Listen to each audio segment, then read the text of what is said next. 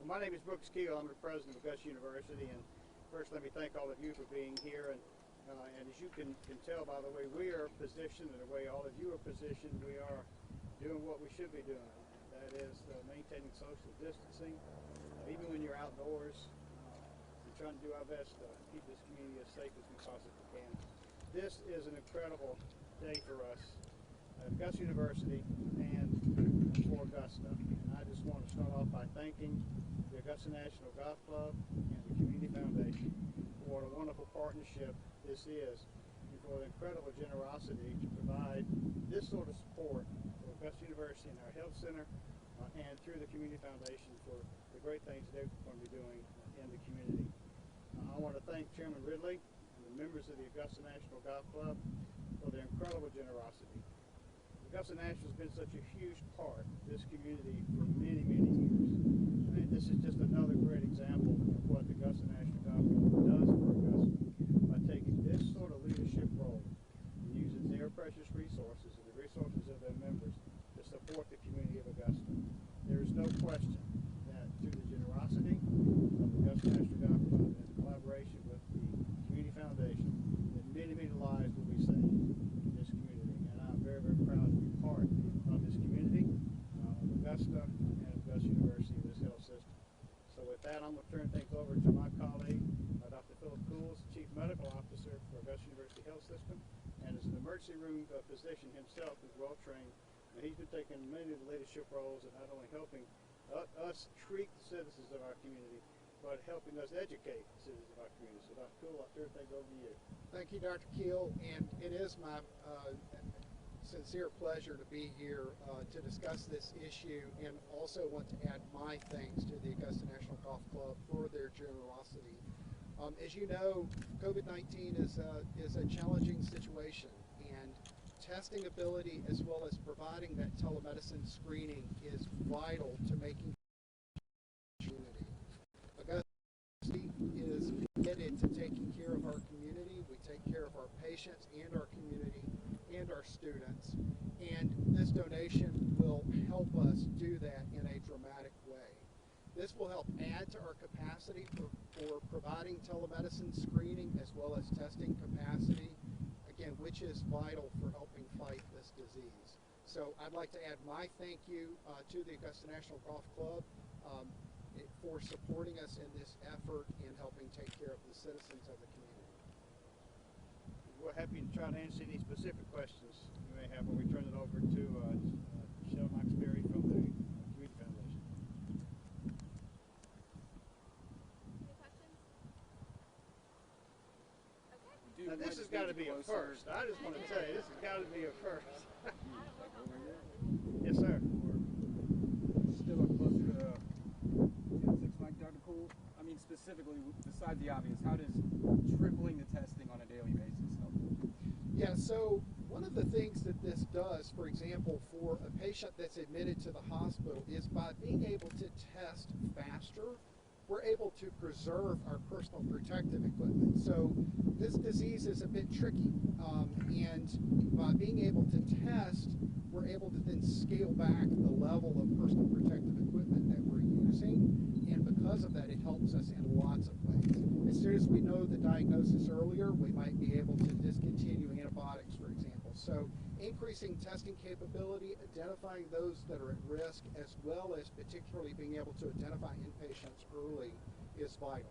For the telemedicine portion, you get to expand that. Is that just more people answering phones? Is that, what is that? Yeah, the telemedicine use has been incredibly useful, both for reassuring people who don't need to be tested, because not everyone needs to be tested, but for those that do, it allows us to direct them appropriately about interim precautions and to get that testing done.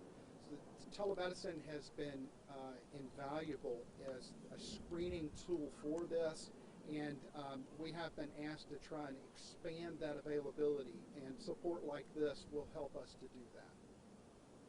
Forgive me for looking at my phone, but I wanted to do this intentionally. I'm just now pulling up the actual tele app that we have. We do have a hotline for patients that want to call in and speak to someone, but we have an actual app. I know you can't see this on your phone You can get on this particular app right now. We have 2 advanced practice providers or clinicians that are waiting to receive information, and another 1, 2, 3, 4, 5 that are already in virtual waiting rooms with our providers even as we speak.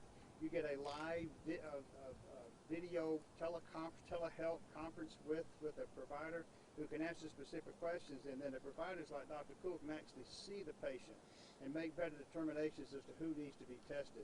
This is the only app like this that we're aware of in this state, and it's really leading the charge. This is what the state's public medical school, the Medical College of Georgia, and our faculty really should be doing. And this generous gift will allow us to take this app and expand it well beyond just the citizens of the CSRA and go much broader than that. Testing 1,000 people a day in our area, how does that compare to other metro areas that are similar in our size? How are we doing? So we're doing far better than most areas our size, and in fact, we will be leading the region. If my numbers are correct, depending on what other people are doing, this will be some of the highest testing capability in the region of the Southeast.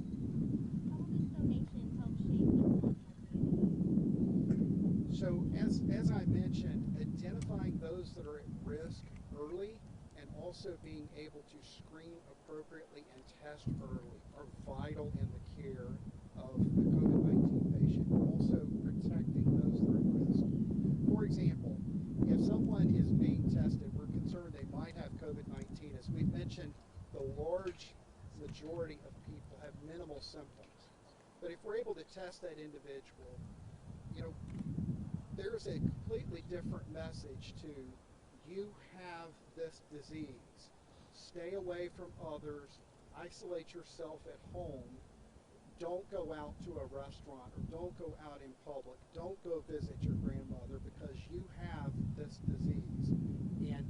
And knowing that early is a completely different message than you might have this disease, so you should be cautious, or you should isolate yourself at home, and then the person feels better and they go, well, maybe I don't really have it, right? So being able to test individuals and communicate that risk is vital to helping control the disease. One of the things that we have that I think is so unique, and that this generosity is going to help us really expand, is we have a full 3-prong approach to this. We have the app I just showed you, which allows us to pre-screen patients and for providers to make determinations who really needs testing and who doesn't. We have this facility here in Christenberry that we're going to be expanding that will allow patients that need to be tested, have been pre-screened, to come in their cars and safely, conveniently have a sample taken without ever getting out of their automobile. And then we have the rapid testing that we're doing in-house and the opportunity to expand that around. So when we pre-screen the patient, take the sample, we get the test done in-house and get it done quickly, and get physicians like Dr. Cool an opportunity to better determine how best to treat those patients. Any other questions before we turn it over? Again, let me thank all of you, and off the camera, y'all have been fantastic in terms of helping us get this word out. You all have been very objective and very patient, even coming into these circumstances. And I, for one, just want to thank y'all very much for what you do. Appreciate it. Thank you so much. And next we have Shel Berry, President and CEO of the Community Foundation. Any particular place that's good for you guys? This good? Good afternoon. It is so nice to see all of you out here, and I echo Dr. Keel's comments in saying thank you for covering this and for getting the word out about things that are happening, not only related to the health care of our citizens, but also how this community is stepping up to try to help one another. So I am Shel Berry. I am the President and CEO of the Community Foundation for the CSRA. We are thrilled at the foundation to be partnering with the Augusta National to distribute $2 million into this community to help not only on the frontline healthcare needs, but also on the economic burdens that might be felt by our most vulnerable populations. So as you know, $1 million from this donation will be given to Augusta University to support the things that were just mentioned by Dr. Cool and Dr. Keel. The other $1 million will be given to the CSRA COVID-19 Emergency Response Fund. That fund was created a week ago by the Community Foundation in partnership with the United Way for the CSRA. And together, we hope to distribute those funds over the next days, weeks, and months to nonprofits and individuals who are most vulnerable to being hurt in a way that most of us can't imagine. The populations that have trouble getting something to eat, have trouble finding shelter, and have trouble finding economic security during very uncertain times. We know that there will be immediate needs, and we hope to get some of these dollars deployed out into the community very rapidly within the next week or so. But we also know that we have to be here for the long term. The effects of this pandemic on our community will not last beyond just the immediate, and we know that our nonprofits, especially our critical nonprofits that are serving in a variety of ways, will continue to need our support, both in how they respond to the critical needs that I mentioned a moment ago, but also how they will continue to thrive and survive once we get past the healthcare crisis. So we are thrilled and incredibly thankful to the leadership of the Augusta National and Chairman Ridley in partnering with us and showing great passion and boldness in their desire to do something quickly and get out into the community and provide these resources in a way that can be extraordinarily meaningful. And I'm happy to answer questions specifically about the fund or the Community Foundation's role in distributing these dollars. It could be sort of like the other donations where they apply, like as in grants, or you're going to search them out? So we have put a process in place that we started last week, whereby we have been reaching out to our critical partners in the community who we already know and we know well, and asking them what they need. And through that, we have formulated what we think will be this first wave of grants into the community.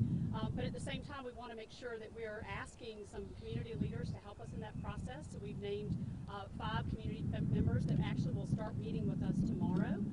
We've developed a shortened application so that, especially these partners who we know so well, we know their financials, we know their leadership, we know all these things about them, and there's no reason for them to repeat all that. So we've made an application that we hope will be very quick for our nonprofits to fill out, and we'll begin disseminating that information with our panel tomorrow and begin to start hopefully making our first grants, as I said, by late this week or early next. Specifically, how will you guys distribute the funds? So we will receive grant applications that will inform us as to what are the exact needs on the ground, and that could be a lot of different things for a lot of different nonprofits depending on what they are working on. For instance, the Boys and Girls Club spends a lot of time working with our kids after school, but they've developed an online platform to help parents figure out how to do distance learning for parents who might not have the skill sets to do that. But they also are feeding every member of the Boys and Girls Club family in our area. So helping understand what exactly our nonprofits are doing, and then figuring ways that we can get those resources in places where they can't get the resources elsewhere. We also have a lot of nonprofits who are having to cancel fundraising events, cancel all the programmatic things that they do. So they're shifting their resources into more critical needs right now, and we want to make sure they have what they need. That process, like I said, will be a evaluative process, making sure that we're giving those dollars to nonprofits who really can capitalize on it and use it effectively in our community. But how we do that over the next few days is going to be determined by what those needs are. Any more questions? They just go to the website or give you a call? Or They can contact me directly, or they can go to the Community Foundation website, www.cfcsra.org, or the United Way website, either place, and they can find ways to give to the fund. And we will be back in contact with all of you as we start to distribute those grants so that you can tell the stories of the great work that our nonprofit community is doing as well. Any other questions? Thank you very much for being here. We really appreciate you telling our story. And finally, we have Mayor Hardy Davis. Thank you so much, Mr. Minister.